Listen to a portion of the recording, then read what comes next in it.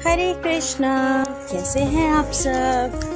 तो चलिए श्री कृष्ण जी के आशीर्वाद से शुरू करते हैं कृष्ण लीला भाग 18। और आज की इस लीला का विषय है नारद जी का आगमन और कंस की अंतिम योजना। केसी असुर का वध हो चुका था। अब फिर से वृंदावन में खुशी की लहर, शांति थी। परंतु ये क्या, ये तूफान कैसा? कुछ तो था जो होने वाला था। केसी असुर के बाद वृंदावन फिर से शांत हो गया था।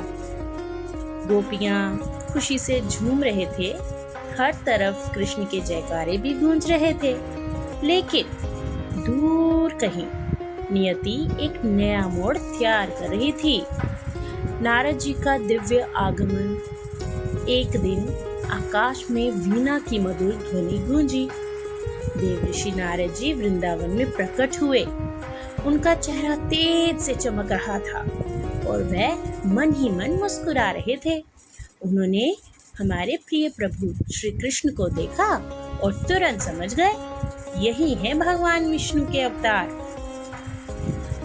जब कृष्णा और नारद जी की भेंट हुई तो नारद जी ने कृष्ण को प्रणाम किया और कहा, प्रभु आपकी लीलाएं अद्भुत है। अब समय आ गया है अगले चरण का। कृष्णा मुस्कुराए जैसे उन्हें सब पहले से पता हो। नारद जी का मथुरा जाना। इसके बाद नारद जी सीधे मथुरा पहुंचे, जहां कंस अपने महल में बैठा चिंतित था। नारद जी ने उसे उकसाते हुए कहा, हे कंस, जिसे तुम मारना चाहते हो वे कृष्ण और बलराम ही हैं। कंस ये सुनकर हिल गया। कंस का क्रोध और डर। ओहो, अब कंस को पूरा यकीन हो चला था कि उसकी मृत्यु निश्चित है। उसका डर गुस्से में बदल गया।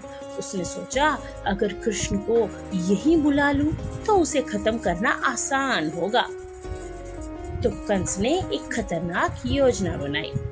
कंस ने एक चाल चली।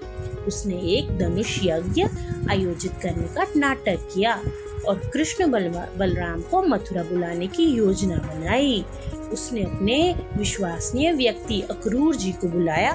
बच्चों, अक्रूर जी जो थे वो कृष्ण भक्त थे। तो कंस ने अक्रूर से कहा, तुम वृंदावन जाओ और कृष्ण बलराम को मथुरा लेकर आओ। अक्रूर जी अंदर से कृष्ण के भक्त थे, लेकिन बाहर से कंस के आदेश का पालन तो करना था।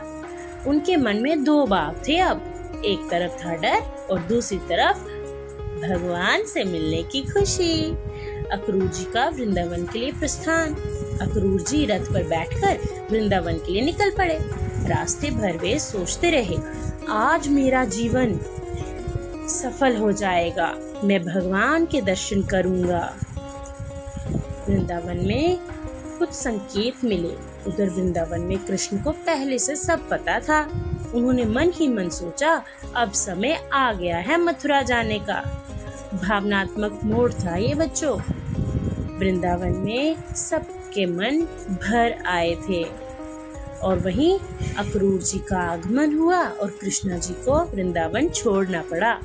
ये सब एक बहुत भावुक अध्याय की शुरुआत है।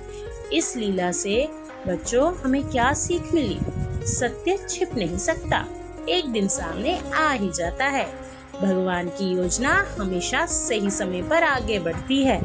जीवन में बदलाव कभी कभी जरूरी होते हैं, चाहे वे कठिन ही क्यों ना हो। आगे क्या हुआ वो हम सुनेंगे हमारी अगली कृष्ण लीला में। तो प्रेम से कमेंट्स में लिखना ना भूलें। क्या? हरे कृष्णा।